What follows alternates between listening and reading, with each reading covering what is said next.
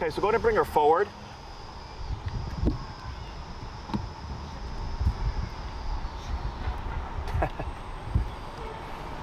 That's good right there. And before we get started, we have it on the website on the consultation form, but we record training sessions, Zoom sessions, and consultations. Yes, that's fine. What I'm gonna have you do is just hold like that for now. Lock your flexi leash. It broke. It Okay. didn't break. It's like locked because I made a knot. I see. Okay. So, but she can pull it out though. She can pull it out, but I can't pull it in. Okay. But I'll get a new leash. Just tell me what I need. Okay. So, 5 to 6 years old. You've had her for 5 weeks. You felt like you're making progress. However, this past week you feel like you've lost progress because now she's not like she's hiding in the closet or something. You believe she's a ex-puppy mill dog because of the enlarged nipples. You think there was potentially abuse because of the flightiness. Anything else? She's never gone upstairs. She's never walked on a leash before. I don't even know if she's seen grass because she'll only walk on grass. Okay. So I don't know, or she was only used to grass. Like when we're in the park, she like won't walk on the cement. Okay. Yeah, that's it. The leash is like the biggest thing. Okay. Because I was reading over your form, it just said, at least for what Maria put, obedience. But obviously there's more than the obedience. I'm okay with everything as long as I can just walk her and not have to carry her. Okay. And she's pretty much house trained, which is weird. Okay. Like and she doesn't bark. And you said you got her in Northbrook? Okay. And they gave you no information? Border Tail Rescues.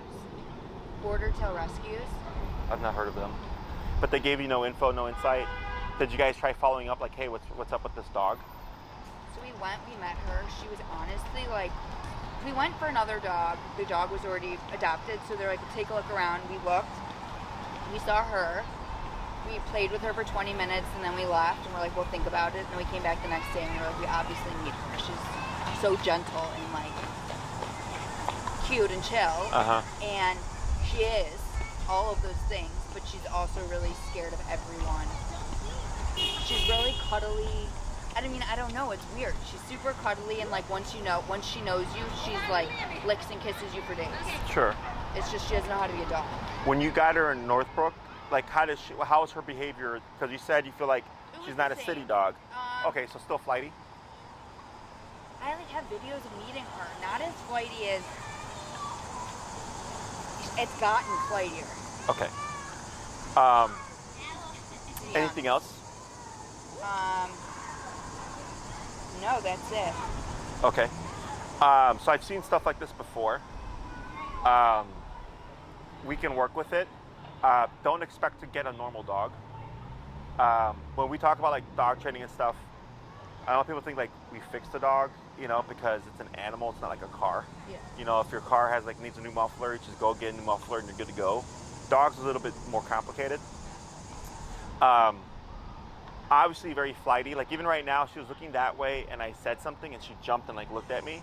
And then with the increased flightiness, I think you're correct. Going from Northbrook to here, obviously very different types of energy. Especially because we're at Oz Park right now as well, which is the busiest park in Chicago. But all this noise that you hear here, all the movement, the people running, the kids talking over there, right? Like we just hear that as that's city life, right? Yeah. But for a dog, and even like a regular dog, it's a lot of energy, it's a lot of commotion, like stuff like that, right? So the dog starts to go under stress because there's so much stimuli going on than they're used to, or that they're capable of kind of getting accustomed to. And then they start to just stay at these consistent levels of stress. They never really come down and relax. Does that make sense? Because even when you're in the home as a dog, she can still be sensitive to all these things. So she never really gets a break, so to speak. Does that make sense? Yeah. So also, it typically takes a dog 2 weeks to a month before you start to see their true colors. Yeah. Okay. So I had a dog once that I trained. It was a Chihuahua. It was the sweetest dog. When they adopted him, loved everybody, and literally on the dot at 2 weeks, 180'd and attached to the mom and was aggressive to everybody else but the mom. So no one could go near the mom. No one could touch the dog, just the mom, right? It was literally So she's 2 getting weeks in. super attached to me. Mm-hmm. So like we went to the suburbs to my in-laws' house with a backyard for 4 days. She only would be in a room if I was in the room. And I was like, I really don't want that to be the case. Mm-hmm. So I mean like, Yeah, because you provide a sense of comfort. yeah, Right? I feed her and I sleep with her and Yeah. So we want to start distancing ourselves because you need her to be independent of you. yeah. It's like with kids, you know, the first day of kindergarten or whatever, like it's a big deal because it's the first time being away from the parent. Yeah. And then both the parent and the child have to get used to being away from each other. Yeah. Right? It's just a part of life. It's the same thing for your dog. So that's something that now I would advise you as the simplest thing is if like, let's say at night you have a kennel and you kennel her, like that's distance. So we don't want to kennel her because I feel like unless you want us to, I just feel like she's been in it. I'm assuming, who knows, that she's been in a cage and like a lot of cages usually bring like are homey to some dogs, but because her experience, I'm assuming, has been so awful, do you think I should get a cage and like that can be her safe? Do you know what the key word in that sentence is? Huh. Assuming. Yeah. Yeah. And I'm not trying to be a jerk, Yeah. but I get this a lot. I get dogs, or I had a dog in particular that had legitimate stab and bullet wounds. Okay, like straight up scars. Okay, there was clear abuse there, right? Sweetest dog ever. Had no impact on the dog's temperament, right?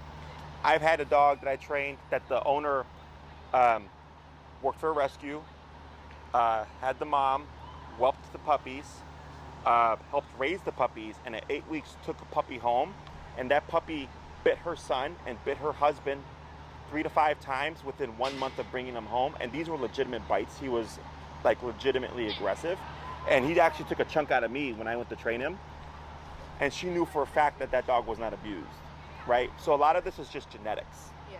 Okay, so the simplest way to think about it is if we have a stable dog in an unstable environment, you get an unstable dog.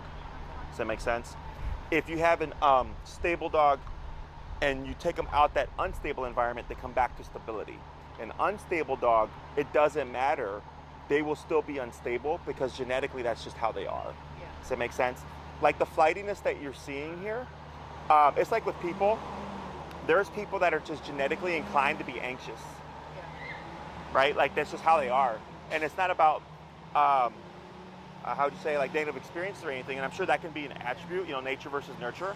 But there is people that are just born like anxious, right? And they either have to go to a therapist or they have to have medications, right? Yeah. So it's the same thing for dogs as well. The only reason why I bring that up is you have to let that go in order to help your dog, okay? Because your dog isn't in the past.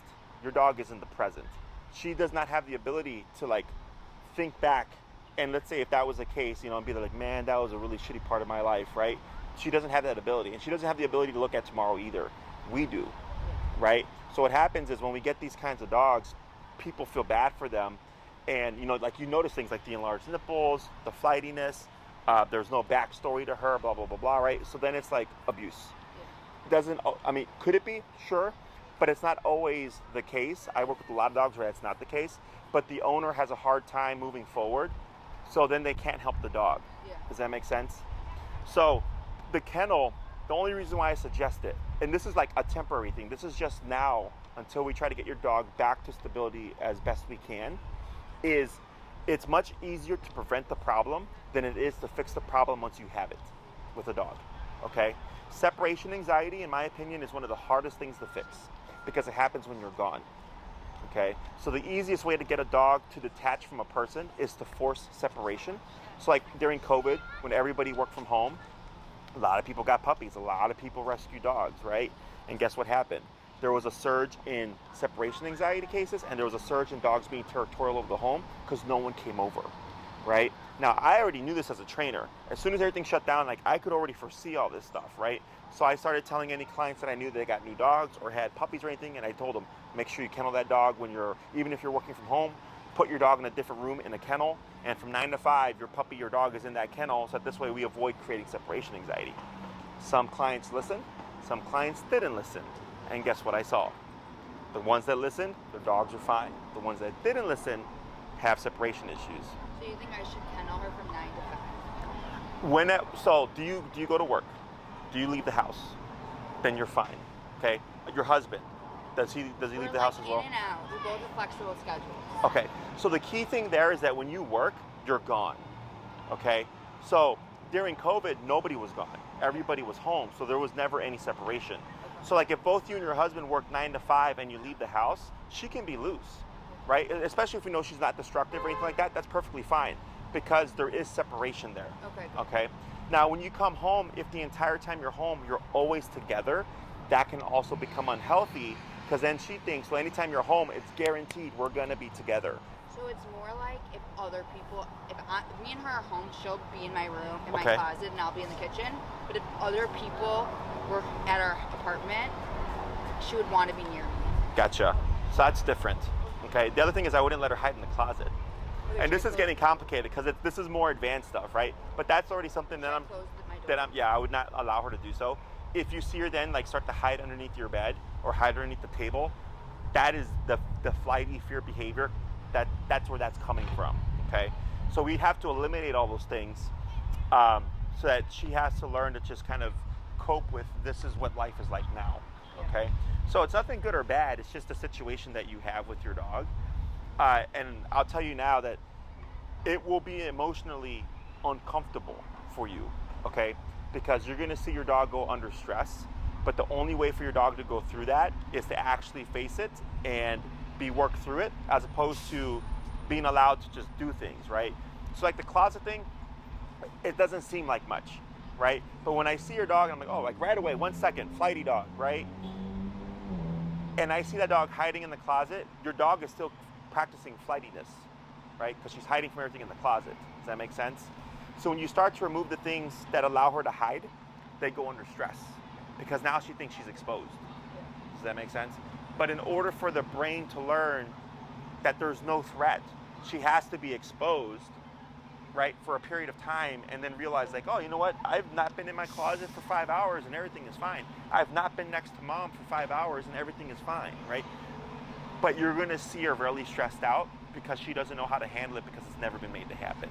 Does that make sense? Yeah. So, good news is I can help you. I work with stuff like this. Depending on the level of flightiness, like we cannot make your dog unfearful, but we can help her handle her fear better, and I can help you learn how to live and handle a fearful dog. Okay. Does that make sense? Yeah. So there's no fix. It's not like one day your dog is this and then one day your dog is like a golden retriever and happy-go-lucky, right? Is genetically, your dog is just flighty, okay? So in life, there are stressors. There's no way to avoid them. And we have different responses to stress. Fight or flight are the two most common ones that people would know, right? And then there's avoidance, submission. But then there's also fear, nervousness, anxiety, and aggression. Okay, those are also subsets of like stress. Submissive, okay? So with submissive energies, a lot of times they want to shut down. I think you said something about walking and then she'll just stop, right? That would be that behavior, okay? So we would have to work her through that to let her, to get her to learn that stopping or shutting down is not an option. Her only option is to move forward, okay? But that puts the dog under stress because she's thinking, I want to shut down right now. You're not letting me shut down. I'm having to move forward. I don't know what's going to happen. I don't know how to handle this because I've never done this before. So stress levels start to go up, right? So then the owner sees their dog under stress and then they start to feel bad. But the only way for her to realize that everything is fine and there's no need to shut down is to get her to move forward, okay? So when we do our training, I'm assuming you did research on our training methods, right? Kind of. But I was referred to a million people. Who referred you? My coworker, Adam, you won't know him. He had 4 friends that have all gone to it. Okay, so he hasn't trained with us, but his friends have. All of his friends have and loved me. Gotcha. Okay. And we applied to like many different, and no one wanted to take her. Sure, because the methodologies that they use would not work. Yeah. Okay. Now the good thing is they were honest with you and said no, because a lot of times they do take dogs, and they can't help them, and then the owner spends a bunch of money with no progress. Okay. I say this just from 12 years of training dogs. It happens a lot. So we use e-collar and prong collar. Are you familiar with those tools? Yeah. Okay, so prong collar is a spiky looking one. It looks like a medieval torture device. It's a very effective tool, but it's not a tool that we use very frequently. It's more when we need to incorporate it, okay? I had a young lady who was probably like 100 pounds, and she had a Great Dane that was 150 pounds, okay? So 1.5 times her size. And he was a dog reactive dog, and she lived in Bucktown. So she could turn a corner and see a dog, and her dog would just go ballistic, right? So obviously, the size comparison, the strength, she needed a prong collar to give her immediate leverage to control her dog, and the e-collar was used to train her dog effectively. Does that make sense? Yeah. Most of the time, we just train with remote collar, unless I feel like the owners, like I have another client right now with 2 Great Danes, and the wife is pregnant, so we try to see how they would do without the prong, and I'm like, yeah, you guys need the prong, okay? Because it's hard for her to control 2 big dogs. So the reason why we do solely remote collar is because right off the bat, you get off-leash control. Every other method of training requires you have your dog on a leash, and if your dog is not on a leash, you no longer have control, okay? That's whether you're using food, prong collar, gentle leader, slip chain, any other tool aside from remote collar. So the e-collar just zaps her? Yes and no, okay? And I'll explain the technology as well. So the other thing is, if we're using food and she's under a lot of stress and fear, not food motivated. it's gonna go out the window, okay? Prong collar, if her stress and fear go to a 15 and all we can do is go to a 10, we're not gonna match the fear, she's gonna override it, okay? Remote collar allows us to override emotional states, okay? Because it's 127 levels of varying output. Have you ever been to a chiropractor or physical therapist? Have you ever had STIM, the TENS unit, the muscle contraction? Maybe, yeah. Okay, that's an e-collar.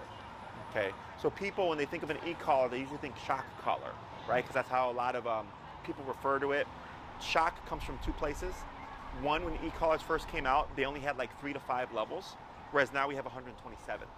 Okay, so 5 and 127 are the same, but I have 122 more divisions, right? Whereas before, if 4 your dog was yelping and 3 they weren't listening, you were stuck, right? Either you made your dog yelp or your dog didn't listen, right? With ours, I can be 60, 40, 50, 49, 51. I can really fine tune it to the dog in the situation. Does that make sense? Yeah. So it's just a muscle stimulator. It also comes from the positive only front. So in the dog training world, there's a lot of drama. There's trainers like myself. We use all methods, food, clicker, prong collar, remote collar, gentle leader, whatever. We use it all, right? But then there's the positive only front, which is strictly praise, food, affection. You can't even tell your dog no in some theories, okay? And they use the words like shock and electrocution and pain and torture to deter people from seeking trainers like myself out. Does that make sense? Yeah. So it's more of an agenda / propaganda thing than it is really about the technology itself, okay? So the e-collar is fully waterproof. Your dog could wear it and you can have the remote and be in the pool, nothing's gonna happen. It could be raining, nothing's gonna happen because it's not electricity, okay? It's electric, but not electricity is how I describe it. With the human version of TENS units, there is risk of electrocution. There's risk of electrical burn if they don't set it up correctly. If you have like a pacemaker or something, they cannot use it due to the current. And there's one more thing that I forget, but with our collar, with e-collars, we don't get any of those things, okay? Because it's centralized to where the 2 probes are. So there's 2 probes that go to the neck that would stimulate the muscle that it's making contact with, okay? So we don't pick the dog's number, your dog picks the number, okay? So I had a case, it was a 7-month-old cream retriever, golden retriever, but like the white ones. His number was 90 out of 127 the first lesson, which is up there, okay? It's very rare. By the second class, his number dipped down to 70, and for the most part, that's where he operated, right? I had another case of an Aussie Doodle, a reactive case. His number was 24, okay? And that dog was the same size as the retriever, right? And the golden retriever was very sweet. She's gonna be low. 'Cause she's You'd be surprised, because people say that, and then they're like, holy crap, my dog is up there, right? Because we tend to take the temperament, or like the flightiness, and go like, oh yeah, the dog's not that tough, right? They can't be up there. but their emotional resiliency versus their physical resiliency can be two different things, okay? So all that stuff I help you figure out, okay, during the session. So the first thing that we always teach is the heel command, which is leash walking, because leash pulling and leash reactivity are two of the most common things that people want to fix, okay? When we do this exercise, I'm here with you, and we like to train out of Oz Park because it's so busy. So you're in this kind of busy environment, real time, learning how to train your dog. I don't need to touch your dog. I coach you through everything, okay? So it's all hands-on for you because I already know how to work with cases like this. You're the one that needs to learn how to work with a dog like this, right? So if issues come up, I work you through it. I give you instructions so that when you go throughout the week and you practice your homework, you have hands-on experience, okay? What we would most likely see, because your dog is flighty and fearful as a stress response, right? E-collar is a stressor. So we're gonna probably see an increase in fear and flightiness in the beginning. This is normal, okay? But it's controlled stress. So what happens is when the e-collar turns on, your dog gets flighty, we work her through it, get her to move with you. So she might try to stop, she might try to run away, whatever. We work her through it so she learns how to move forward, and that's how we build her confidence, okay? It's counterintuitive to us to think that we can use something that's uncomfortable to build a dog's confidence, but it's how you apply it to the dog, okay? So dogs, for their puppies, when they're growing up, if they have a weak puppy, they will poke and prod and nip and bite the puppy to toughen them up, okay? Now we can see it as them being mean, but it's not. It's the parents getting them ready for life, okay? And when they're within the litter, they nip and bite each other to establish a hierarchy, and it starts as about around 4 weeks. So from 4 to 8 weeks, they're nipping and biting each other and they're toughening each other up. Whereas at 8 weeks, we take that puppy and we put it in a home, and it's no longer getting that physical structure. Is the weaker puppies, those problems never get addressed. We tend to avoid those things. So then the dog ends up just getting worse, okay? So the e-collar, I like to think of it as a bite on a button. It's nipping and biting your dog, setting standards and expectations, telling her what we want, what we don't want. And it's gonna put her under stress in the beginning because she's gone 5 to 6 years of none of that, right? So in the beginning, it's gonna be a heightened response, but once she works through it and she realizes that she can do it, all of a sudden the confidence starts to come up and she starts to realize that she no longer needs to be flighty or fearful, okay? So just like with humans, if we avoid exposing a child to stress throughout their lives, and then they're an adult and it's like, now you're in the real world, they're not gonna know what to do, right? So as a kid, the stress of doing homework and the stress of doing chores and the stress of like doing a project and a 2-page paper, then a 2-page paper became a 10-page paper, became a 20-page paper, became a 100-page paper, right? That stress started to increase, but because in school, it's little by little, it's not like a slap to the face. Does that make sense? Yeah.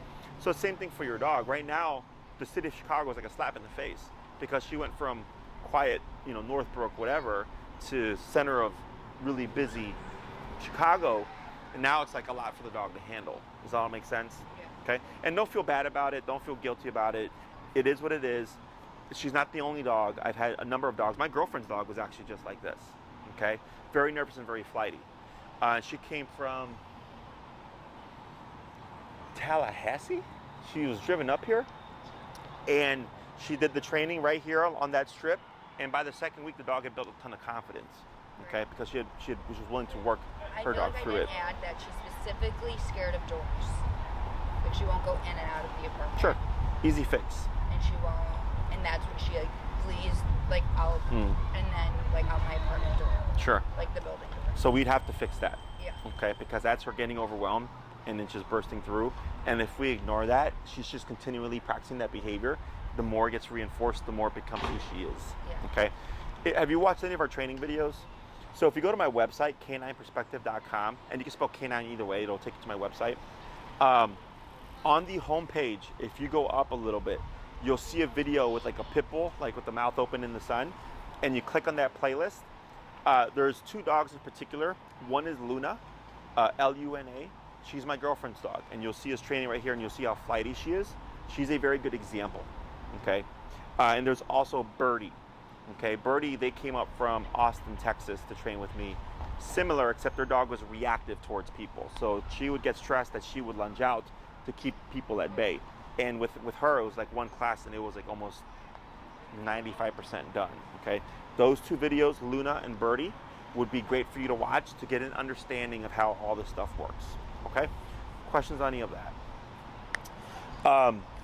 Aside from like walking your dog, helping her with the flightiness and the fear, what are your goals for the training? I mean, it would be nice if eventually she could just be a dog. I know that sounds crazy. She's like, doesn't bark, she doesn't chew things, she is like a good dog. I leave her at home alone all the time. She's in my closet half the time, but all is good. So I don't really have any complaints. She doesn't bite. She's just so submissive that it's like, I don't know what she likes and what she doesn't like because she's just like, does that make sense? Like, I feel like I could do anything to her and she would just like take it. So by submissive, is it like she rolls over and gives you her belly, or does she? She does give me her belly at night. Okay. Or she gives me her belly all the time. I mean, like, I guess we'll take boogers out of her eyes, and my dog before, like, would never even let me go near his eyes. She, like, won't even flinch. I feel like I could brush her teeth. She wouldn't flinch. Like, I could do anything. Like, I just don't know what, all good, I mean, it's not a bad problem. Yeah, no, so, like, when it comes to submissive and, like, dominant, right, submissive isn't a bad thing. It just means she's just not, she doesn't mind a lot of stuff. Okay. Right, which makes your life a lot easier. Yeah. I get dogs that don't, and I get paid to fix those problems. Okay, I think obviously the flightiness, all that stuff for sure we want to address because that's your dog living in a constant state of stress. That's not healthy. And I would like it if she could, like, lately I have to bring her bowl to her and she'll eat it, like, she won't eat in front of me. Okay. She won't eat here, like. Which, like, I don't know if that's just like a time will tell, but like, she's thirsty at night and she literally will not go to her bowl. I have to bring her bowl to her and then she, like, scarfs the water down. I'm like, why can't you go to your bowl? You know where it is. It hasn't moved. Yeah. So part of that is because you do bring the bowl to her. Okay. Which I know, like, it's like. She's like panting and I'm like, what the fuck? Yeah. So. If her stress levels are up and she's hiding in the closet and she's like, I don't want to come out of here because like danger, right? And you're bringing the bowl to her, you reinforce the fear, right? So it's against instinct for a dog to starve itself to death, okay? So what we do is we don't do anything different. We just keep with the routine, and if the dog eats, they eat, and if they don't, right? And eventually that dog's gonna learn, like, hey, I have 5 minutes twice a day to eat that food, and if I don't leave this closet, I'm not eating. And they have to use that instinct to override their fear. Does that make sense? So we had a dog that completed a board and train recently, and he didn't eat for like 6 days, okay? And, we were in touch with the owner, like, hey, just so you know, because we don't want to, get in trouble, but the dog was under so much stress because he had never left the mom ever in years. And then all of a sudden it's like, he's at a daycare, right? He was at a board and train facility because he attacked the other dog. So we told him, like, we'll keep an eye on him, his energy's fine. And then by like the 6th to 7th day, he finally started nibbling on food and stuff, okay? And then he finally started drinking water. Because it's against instinct for a dog to starve itself to death, okay? Because there's 2 instincts that drive animals, survive and replicate. Okay, those are the 2 key. So if a dog has been spayed or neutered, obviously replicate is no longer an instinct really. But she was just neutered or spayed. So I don't know if her hormones are off. It usually takes a month for everything to start dipping in, like, so like dogs that like mark stuff, it takes a month for testosterone to dip down. Yeah. So, but if you didn't notice any kind of hormone-based behaviors before, then chances are you're fine, okay? So they spayed her at the shelter, but like they told me when I got her that they recently spayed her. Gotcha, okay. So, yeah, it doesn't really affect a lot of stuff other than hormone levels, and unless there's hormone-based behaviors that you're dealing with, it doesn't really matter, okay? Okay, so we're not bringing your food to you and your water to you. I would leave it where you had originally. Okay. Okay. And in closing off the closet door, obviously. I'll close off the closet door. And then my last thing is she can't, I don't know if it's because her legs are weak, which she's in physical therapy, I don't know, but she can't or doesn't jump on the couch or off the couch or anywhere. So like if I put her somewhere, she does not leave that spot for hours. Like I'll put her on the couch because I think she wants to go on the couch, and I'll leave and I'll come back and she's still on the couch. And I'm like, but like maybe that's her preference. I don't know if she knows how to jump off. I don't know if I should just like let her be. Looking at her legs and how she was sitting earlier, I can see that something's off. Yeah. Is she, like, I know you say she'll stop when she walks, but is she able to just walk? Yeah. What's the longest you've walked her for? So we walk 10 to 15 minutes one way, and then she stops. And that is it, and I carry her back. Okay. Like, I'll put her down like along the way to like see if I can get some momentum, and she lays down like this. Okay. Only reason why I ask is heel is a walking exercise. Yeah. So heel, walking on a leash, and it's a very important part to the training. Because if there's any physical handicaps there, we can only push so much, right? Yeah. And it doesn't mean you can't do any training. It just means that we'd have to have more time and patience because your dog can only do so much. So her back legs, you'll see, they're definitely, when I got her originally, they were fucked up, and we did a ton of physical therapy in Bucktown. And now that she like walks and she's been up and down stairs, she can, but like you'll see.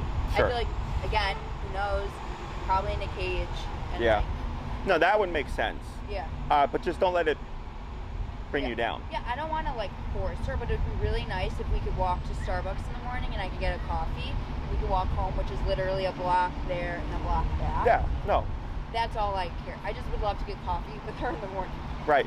So the reason why we want to push as much as possible is because your dog is like, I don't want to say extreme, but she's up there, right? So you want to aim for like the complete opposite. Right? Because we're not going to get the complete opposite. We're going to get somewhere in the middle. But if this is my spectrum and I only push to here, we're only going to get to here. Does that make sense? But if I'm pushing all the way over here, we're going to get closer to normal. Okay? So nothing that I do is, like, I always try to find a balance because there's like what the owner wants and needs, and then there's what the dog wants and needs, right? And sometimes those things don't line up. And I have to provide like a very realistic like middle ground.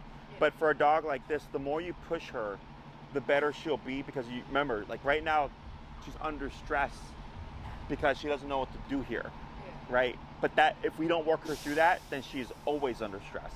Okay, so just like with the human, I've had like a couple of weeks ago, we had a bunch of crap going on. I was stressed for like a week. That sucked, right? But then everything resolved itself, and we got through it, and everything's good now, right? But it was temporary. But for your dog, this, if we never get over this, this becomes forever. Yeah. Okay. So,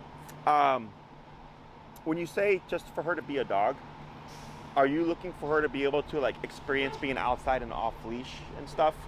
I mean, that would be amazing, but Okay. like that would be the goal, but I guess you would want me to say like push her that far, but like I don't know. I actually think she could maybe go off leash. Nothing really distracts. I mean, I don't know. That'd be amazing, but I'm not even going there. I would just like to go to Starbucks with her and back. Okay. Does she have dog friends? Very friendly with dogs. Loves Good. dogs. Good. Doesn't know how to play. Like really Okay. doesn't know how to play. Just Okay. kind of sits there, sniffs. I feel like every morning I always text my husband, she's awful. Like the mornings are the worst, and then they progressively get better. Like our mornings are our worst walks. She pees, poos, sits, done, like won't walk. Lunch she'll walk a little more, and then like our last walk of the day she'll go far, and like she's more social, and then we start over the next day. Sure. I gotcha. It's like a reset. Yeah. Yeah. So it's like you make progress and you're just right back to where you were. I gotcha. Yeah. Okay. Oh, and sorry, last thing. She has nightmares more than any dog I've ever. She barks and cries and twitches every time she goes to sleep, and it's really, I don't care. I don't know if that's alarming in any way or we just ignore it and it is what it is. I don't need to penalize her for that, but it's just like we like wake up multiple times in the middle of the night because it's like so bad. Gotcha. If you can send me A video. I'll send you a video today. Yeah. I mean, it shouldn't be like my dogs do it, but it's on occasion. That's how my dog is. Yeah. On occasion, I can't even. Her in the bed is so much twitching that it's like, and barking. And she doesn't bark, but she barks in her sleep. It's like weird. Sure. I mean, it's obviously trauma, but that's another thing to know. Okay. So, the options that I would give you. So we have 3, 6, 9, and 12-week programs that are 1 day a week for an hour. do we like come with you? Correct. At the bare minimum, I would put you at 6. And then you have the option of 9 or 12. Okay. If we did 6, I'm really just giving you like the bare bones, like the stuff that's going to be beneficial, the stuff that's going to be impactful. I'm not going to really waste your time on stuff that I don't think is going to help you. Okay. So we definitely have to cover leash walking. We have to get her over those stopping, right? To where you can have like a 30-minute walk with your dog, Starbucks and back, you know, go around the neighborhood, different areas, the park, forest preserves, right? Because now it's like you're exposing her to life. Okay, now your dog's able to have a life. It's typically 2 classes. Okay, the third class and so we have the first class. Give you your homework. Come back to the second class. You give me information and feedback. We make some adjustments. Work in the second half of heel. Let's say you're still struggling with her putting the brakes on. We'll, you know, again work through that. Go practice. Come back for your third class. Then we see where is she at. Okay, now. Let's say everything's going great and you're noticing like, hey Jesse, she's doing longer and longer walks each day. She's not stopping as much. I'm able to get her to keep moving forward. All that's good. We just keep doing that, okay? The next thing would be if she's scared of men and gets flighty, I would think it would be beneficial to put her under social pressure, okay? What that means is, so when I came up, you saw she got like this and then she like kind of ran off there. My presence from that distance caused that to happen. Okay, is that kind of pressure is all over the place because you're going to be walking past people and stuff, right? So last thing you want is walking your dog and all of a sudden she's like, oh my God. I feel like my doorman, it's like that's the worst. She sprints out the door, all the doormen are men, and it's a door, like 3 guys and mayhem, and she sprints into the street. Yeah. Like it's like pulls my heart, the whole thing. Yes. So putting her under social pressure, which is me coming into her personal space and addressing the flightiness and the fear so that she learns like there is no need to be flighty or fearful, will help with those contacts so that you can push her socially as well. Okay, I know she's a sweet dog and like she's not threatening, like she's not lunging at people, right? But that will always remain a problem if it's not addressed. So then technically speaking, she never really gets over it. Okay, so then it's gonna you would find yourself kind of like what you said earlier, steps forward, steps back type of thing. It would be the same thing if we let that unaddressed, okay? So that would be the third thing I would suggest is we work through that social pressure. Pending how that goes, and we might see her express her anal gland, she might poop herself, you know, she might freak out. That's how much fear is there. If it's really bad, I would say we need to do that again, okay? Because obviously it was hard for her, right? We do it again, let's say it's better. Cool, now you would need to do that with other people, okay, to get her over that stuff, and I would give you instructions on how to do so, okay? When people come over, what's her behavior? She glues to you, you said? No, so really I would like to bring her everywhere, like that was like what I did with my dog, like anywhere I wanted to go, like if I went to a friend's house, I could bring her to my office, but like that's pushing it. I'm okay. I want her to experience life. I don't want her to be home all day. If I have the flexibility to bring her, when other people come home, she doesn't bark at the door. You wouldn't even. That's the weird part. If someone knocks at the door, she doesn't bark. She just stays where she is, wherever that is. Doesn't. And one of her dog beds are in my bedroom somewhere. Okay. So one thing I'd probably end up wanting to teach her is stationary control, which is go to your bed and don't move. So like, let's say you have a bunch of friends come over and she's uncomfortable socially and she wants to hide or whatever. We would have her go to this object to keep her within the social space so she cannot run, okay? Because if she runs to an office or to the closet or whatever, that's her saying, I don't want to be here, goodbye. But that reinforces the flightiness and the fear. Does that make sense? Yeah. So if we're in the room and she's on her bed and your friends are there and you guys are talking and having a good time and she's socially uncomfortable, in the beginning, it's gonna suck for her, but once she realizes, oh, like there's nothing to be scared of, then all that stuff starts to go away, okay? So that would most likely be like the 5th class. The 6th class, I would probably treat as a variable. Maybe you wanna review something, something didn't go over well, you wanna go over it again. Or let's say everything's going great, then I would probably wanna cover recall with you, which is come when called. So that would give you the ability to have your dog off leash, but that takes time to train, okay? So that's like the bare bones stuff. The biggest thing that's stressing me out is that my husband and I have a trip planned to Paris for a week, 2 weeks. I don't know what I should do I have like a million different options, but I want to know what you think we should do. When is that trip? The 16th to the 24th Of September. September. I can have my sister come stay at my apartment with her. Mm-hmm. If you think that's the best option. I have this dog walker who can stay.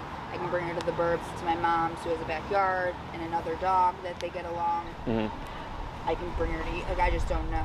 I don't know. The issue would be, because we're already in September, is so if you had a training session before your trip, we could get her in no problem. Okay? Because we don't like rushing dogs in. So it's a 3-day evaluation to get the dog acclimated to the facility, and then once a week daycare for a month before they can board, so that when they board with us, they're not freaked out. Does that make sense? Now, dogs that we've trained or are training, it's easier because if the dog goes under stress or starts to freak out, we already have the tool that we need to correct them. We can work them through everything. Okay? I don't think we're gonna have enough time to get a first session in. And if you're gonna be gone for 2 weeks, I would probably just tell you, or 1 week. That's not too bad. Because It's Friday to Saturday. what I wouldn't want is like you have the class, know. 2 days later you fly out, and then you come back and it's like, what did we learn again? Yeah. Right? So then you're having to like relearn because you didn't get a week to practice. Does that make sense? So you could talk to Maria, because that would really kind of define or dictate whether or not we could get her in. Mainly just because obviously your dog's stressed out as it is, and throwing into an environment she's never been before is also more stressful. Okay. Sit on it and let me know. I'll talk to Maria. I have options. I just want to do what's best for her, and I obviously don't know. I mean, the best option is she does go with us, because we would be able to push her while she's with us. Like we treadmill the dogs, you know, they're around other dogs. Maybe we'll just squeeze in time next week, or I'll talk to Maria to like really push it for him. Yeah, that's the thing is now everything's rushed, right? Yeah. So I'm not saying don't do it, but if you have other options, worst comes to worst, you just start training afterwards. You lose a week or two, but it doesn't matter. Like you already are where you are. You know what I mean? Okay. But And you think she'll be okay in that, like? Well, my environment's structured. So my kennel isn't loud. My kennel isn't 20, 40 dogs barking. It's quiet. It's structured. They do a number of things from socialization to treadmill time to decompression time in the kennel to duration work, which is they're just like on the dog bed. Like I mentioned, there's like dogs walking around, dogs playing. My trainers are training. Clients are coming through. I would really like to. That would make me feel best because we've had this trip planned for over a year. So I would like to go to Paris, but I think she would want us to go to Paris. But I want to I just don't know. I've been losing sleep over what the best solution for her is. Mm-hmm. Also, if it's to stay in our apartment and just pay someone to sleep there, and like that, or bring her to the burbs, or you. Keep in mind, if she does come to us, she may not eat because of the stress. Okay. Like the other dog I mentioned to you earlier, that's just for you to be aware of. Just because people freak out because they're like, what do you mean my dog's not eating? They're like, well, your dog is stressed, you know? So clearly your dog is already under stress. But I would think that's another thing that you want to factor in too. Yeah. Think it over, you know. But if you did a 9 or 12 class program, it just gives us more time to push for even more. Yeah. Okay, so like if you did a 9-week program, we for sure can cover recall. And the stuff that allows you to kind of do everything with your dog, like you mentioned before, like with your previous dog, right? 12-week program is really like if you want a really well-trained dog that's fully off-leash trained. That's for clients that go to the dog park, they go to the dog beach, they go hiking, they take their dogs on picnics, they take their dog to Starbucks and like their friend's house. Like their dog goes everywhere with them, right? They fly with their dog. That's a 12-week program. A 9-week program gets you really close to that. We just don't cover as much stuff. Okay. So we can see. You can always do 6 and add on more, but just keep in mind that we do not prorate programs because I book ahead. So if you book 6, you know, you get your time with me for 6 weeks plus 1, so 7 weeks. But then if you're like, hey, I want 3 more, the time after your 7 weeks is up, I might already be booked with another client. So then you're having to rebook again. Does that make sense? Yeah. So it's cheaper per class if you commit up front. So if you're like, you know what, I want to do 9. it's less per class than it would be if you got 6. Okay, and same thing if you do 12. And you'll see these prices on my website. Do note, if you look at my prices on my website, there's 2 different pricings. One's for me, one's for my other trainer, Enrique. Mine are obviously more expensive because I have 12 years of experience, whereas Enrique has 2 years, but he studied under me. So he always has my support if he ever has any issues with his clients. Okay. Other questions? No, that's it. How much does she weigh? 30 pounds. 30 pounds. What I would suggest is, so with e-collars, there's different levels of output. Low, medium, low, medium, high, and high. That's how I like to think of them, okay? I would suggest you got them high-powered collar, okay? It's perfectly safe to use. I could put on my 8-pound Chihuahua. It's perfectly fine. It means you get more from less, okay, because of the output. So if you got like a medium-powered collar, her number could be 80 before she does anything. With the high-powered collar, her number could be 30, okay? So you get yourself, like, you're buying yourself more, wiggle room because of the output, okay? And the reason why I say that is when you look at your dog, you think sweet dog, calm dog, all that stuff. And I look at this and I go, okay, you got a dog under stress. It's very flighty. I know she's going to get more flighty with the e-collar. We're going to need to be able to override all that stuff in order to push forward, okay? I've had dogs in the past override the collars. You could be max power and they just do not care about it, okay? Whether they're because they're super flighty, they're very scared, or they're hyper aggressive. We factor in the dog's coat, the size of the dog, the level of the behavior that we're dealing with, and aggression and flightiness tend to be like the 2 hardest, because if a dog goes under more stress, they tend to they just want to keep running, okay? The other thing is you want to think about, let's say you're in a situation where like she's off leash because you've made a lot of progress, and someone blows up a firework and it spooks her, and she starts to run away. If you called your dog and she doesn't come back, it's not disobedience, it's fear, right? Because she's scared of that sound. You want to have the ability to override all that and return her. I've had this happen to clients where they've had to max out the collar to get the dog to come back because somebody like spooked them or whatever. So it's kind of like you'd rather have it and not need it than need it and not have it, is how I look at it. Does that make sense? Yeah. So the high power is just so that you don't have to worry about anything. If we went like medium or medium high, let's say everything was going great, we still don't know what happens if an emergency, situation occurs and it's like, oh crap, my dog's never been under this much stress before and my tool isn't working because it's not enough power, okay? Getting the high powered one just kind of takes that worry away, okay? Other questions? Maria will send you all the information for the collar that I recommend and everything. I don't care where you get your collar. We sell them. You can get them on Amazon. You get them from the company directly. I just care that you get the correct collar, okay? So we have clients that they get a cheaper one or whatever. Like, oh, Jesse, it's the same stats. I'm like, it's not. I was like, I work with all the brands, all the models. I know what they're capable of. It's not the correct collar. And it'll impact the training when it's not the correct collar, okay? At minimum 6, 9 is a nice middle ground because it gives us plenty of time to work through stuff.